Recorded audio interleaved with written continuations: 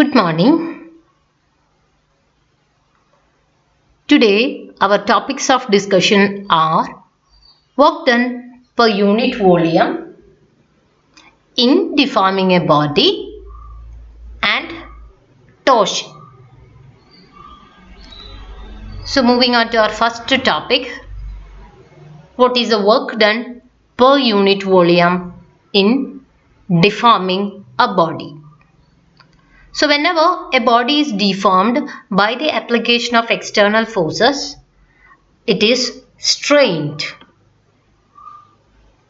So work is done by the external forces in order to deform the body, isn't it? So that work done by the external force is stored in the body in the form of potential energy, and this energy is known as energy of strain. Once again I repeat, the work done by the external force in order to deform a body is stored in the body in the form of potential energy, which is called energy of strain. And what happens when these applied forces are removed? The body is free, isn't it? So what happens to this energy, stored energy? The stored potential energy, which is known as energy of strain, will get converted into heat energy. So when the applied forces are removed, the stress disappears and the energy of strain gets converted into heat energy. So we are going to find out what is the work done per unit volume in deforming a body. So the first case is of longitudinal strain, where we apply a force and make an increase in the length. And here we will calculate the work done, and we will calculate the work done per unit volume. So consider a wire of length capital L, area of cross section small a, and Young's modulus Y. And we apply a stretching force F so that its length is increased by small l. So what is the work done? We know that work done is F dot dl, F dot L. But in the case of a maximum increase in length L, we can take the integral, that is integral 0 to L, that is maximum increase in length is L from 0. So the limits are from 0 to L, F dot dl. Now what is F? F is the stretching force applied, isn't it? And we have the Young's modulus of the material as Y. And we know the equation Y is equal to F into capital L divided by small a into small l. From that you can take the equation for F, that is Y into small a into small l divided by capital L. So you can substitute for F, and it's a dot product, isn't it? A dot B is AB cos theta. And when a wire is stretched, what happens? The stretching of wire is in the direction of force, isn't it? So the angle between F and DL is 0. That means cos 0 is 1. So F dot DL is F into DL itself. Now YA by capital L is a constant. You can take it outside and you can integrate L. You will get L square by 2 within the limits 0 to L. So we got YA L square by 2L. Now rearrange it. 1 by 2 into YA by cap L into small l. YA small l by capital L into L. There is a small correction, that is 1 by 2 into YA into small l divided by capital L into small l. Again YA into L by capital L is force. So 1 by 2 into force into small l. So we got the expression for work done. But we are going to find out the work done per unit volume, isn't it? So we have to divide the work done with volume. So dividing with volume, volume is area into length. So that is A into capital L. So 1 by 2 into F by A into L by L. What is F by A? F by A is stress. Now what is L by L? Change in length by original length is strain. So we got 1 by 2 into stress into strain. So the work done per unit volume in deforming a body is obtained as 1 by 2 into stress into strain in the case of a linear wire. Now a volume strain. Again we consider a cube of volume V and surface area A with the side L, and a normal force is applied so that the volume changes by an amount of small v. And we know that bulk modulus K is equal to P into capital V by small v. From that you can write P as K into small v by capital V. Now what is the compressive force? The compressive force is F, which is equal to pressure into area. We got the expression for P, substitute it there. So K into small v by V into A. So that is the expression for the force.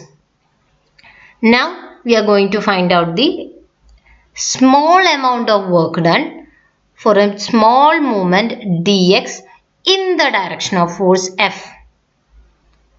So we have to calculate work done, isn't it? Work done is F dot S. Here the expression for F is kV by V into A. Now we are going to find out a small amount of work done for a movement dx which is in the direction of force. So that theta is 0, again cos 0 is 1. So dW, that is the small amount of work, is equal to F dot dx. We got the expression for F dot dx. Now area into dx. A into dx will be dV, that is a small change in volume. So A into dx is replaced with dV. So kV by V into dV. Now how we will get the total work done? By integrating dW. On integrating, now what will be the limits? The maximum change in volume is a small v, isn't it? From the initial value 0. So 0 to small v, kV by V into dV. Taking the constant outside, small v gets integrated, so it is v square by 2. Again on rearranging, we will get 1 by 2 into kV into V by V. So what is the work done per unit volume? Work done per unit volume is obtained by dividing work done with volume. So what is the volume of the cube? So V, you can substitute it as V itself. So kV by V into V by V. Now what is kV by V? kV by V is stress, and small v by capital V is strain. So we got again the expression for work done per unit volume as half into stress into strain. So that is expression for the work done in deforming, work done per unit volume in deforming a body.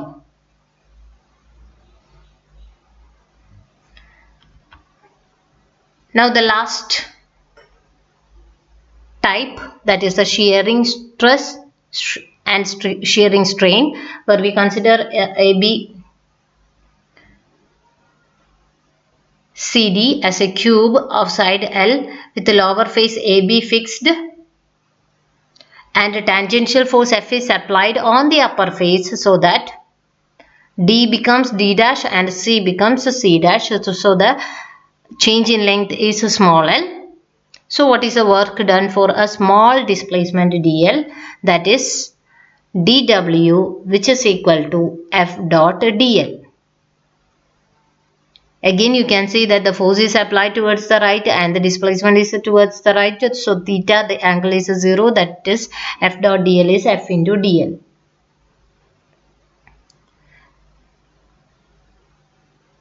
Now what is rigidity modulus? Rigidity modulus is F by A into 1 by theta, isn't it? So can substitute F by L square, area as L square, and theta as small l by L, area as L square and theta as small l by capital L. So on substituting theta and A, you will get F by L into capital L. That is the rigidity modulus. From that you can find out force as N into small l into capital L. So first of all we have to get the expression for force, isn't it? Then only we can substitute it in the work done expression, and we have to divide it with V. So we will get the work done per unit volume. So we got the expression for force as N into small l into capital L. Now the total work done is F dot dl. The maximum increase in displacement is L from the minimum value 0. So work done is equal to 0 to L, N into L into capital L dot dl, and dot product it is with an angle theta is equal to 0. So N into L into capital L dl itself. So integrating small l, we will get L square by 2. Now the total work done is 1 by 2 into N into capital L into L square. Now what is the volume of the cube? The cube is having side L, so the volume is L cube. So what is the work done per unit volume? Divide the expression of work done with volume L cube and again rearrange it. So what we will get, half into F by L square into L by L. F by L square is stress, force by area. L by L is change in length by original length, again it is strain. So half into stress into strain. So in all the three cases, the work done in deforming a body is half into stress into strain. So that was our first topic, and the next topic is torsion. In this topic we will discuss about angle of twist and angle of shear.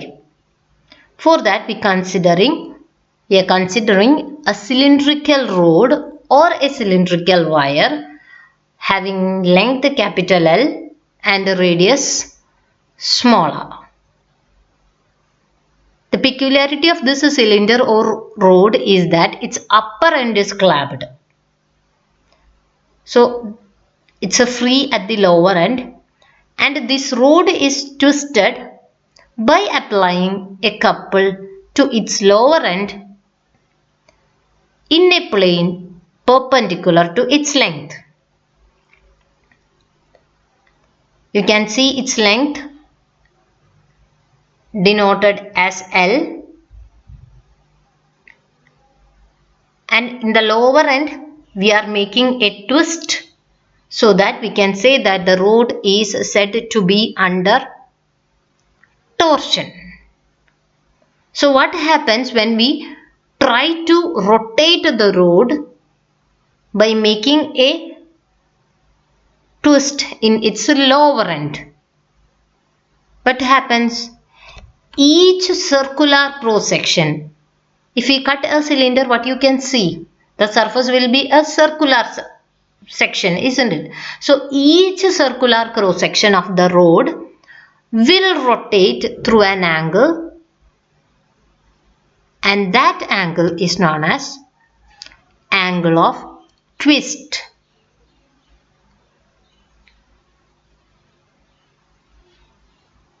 By the word itself, we are twisting the cylinder and that angle is known as angle of twist represented by theta. And you can see that this theta varies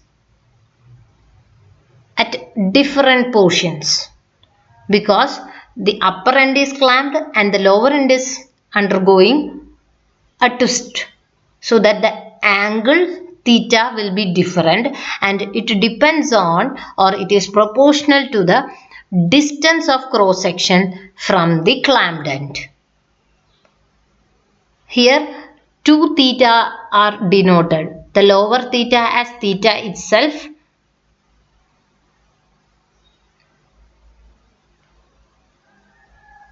and the upper theta as theta dash. See, theta dash is less than theta. So, as the length from O increases, theta also increases. That means angle of twist is proportional to the distance of cross section from the clamped end. And we denote angle of twist at the free end as theta. See, at the lower end you can see B has changed to B dash. So that angle is theta, denoted by theta. So that angle is equal to arc by radius. So theta is equal to arc is BB dash and the radius of the cylinder is R. So BB dash, you can write BB dash as R into theta.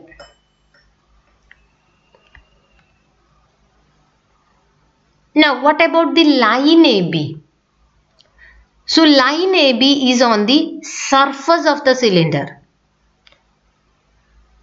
What happens to this line when we twist the cylinder at its lower end? On twisting, this AB rotates through an angle phi, and that angle is known as angle of shear, and it is constant for a cylindrical surface of radius R. So again you can calculate phi, angle is equal to arc by radius, isn't it? So the angle BAB dash is phi. So phi is equal to BB dash divided by the length of the cylinder. So BB dash divided by L, or BB dash is equal to L phi. L into phi. So on equating both the equations of BB dash, we got R theta is equal to L phi, where theta is the angle of twist and phi is the angle of shear. Here we can also consider another circular cross section normal to the axis at a distance L dash from the fixed end. Moving on to our first picture, you can see another circular cross section is considered in between the ends, isn't it? And that circular cross section is at a distance of L dash, having angle of twist theta dash. So again we can write R into theta is equal to L dash into phi, and we know that L dash is less than L, isn't it? So what will be theta dash? Theta dash will be less than theta. So angle of twist theta goes on decreasing as the distance from the fixed end is decreased. That means at fixed end we know that L is equal to 0. That means there theta is 0. So what happens when we increase the distance from the fixed end? L is increasing, so theta will be increasing. Now what happens to angle of shear? Angle of shear goes on decreasing as the radius of the surface decreases. See, at R is equal to 0, Is there any angle if R is equal to 0? No. So whenever R is increased, the angle of shear got increased. So angle of shear goes on increasing as the radius of the surface increases. So it is having a maximum value on the surface of the cylinder. So that's about the different points you have to include when there is a question like distinguish between angle of twist and angle of shear. We had defined angle of twist. What is the angle? Theta. And it is proportional to the distance from the fixed end. So that at the fixed end it is a 0, and on increasing the value of L, theta will be greater. And what is angle of shear? Phi. And at R is equal to 0, phi equal to 0. That means as R increases, phi is having its maximum value. It's increasing value, and it's having a maximum value on the surface of the cylinder. You can copy down this pictures and can study with the help of these pictures angle of twist and angle of shear. Okay, I hope it's clear to you. It's about angle. Focus on the topic more so that it should be clear to you. And let's have a look on the summary of this class. We had derived the equation or expression for the work done per unit volume in the case of a longitudinal strain, volume strain and shearing strain, and in all the derivations we had got work done per unit volume in deforming a body as half into stress into strain. And also in the topic torsion we had defined angle of twist and angle of shear. I hope it's clear to you. Thank you.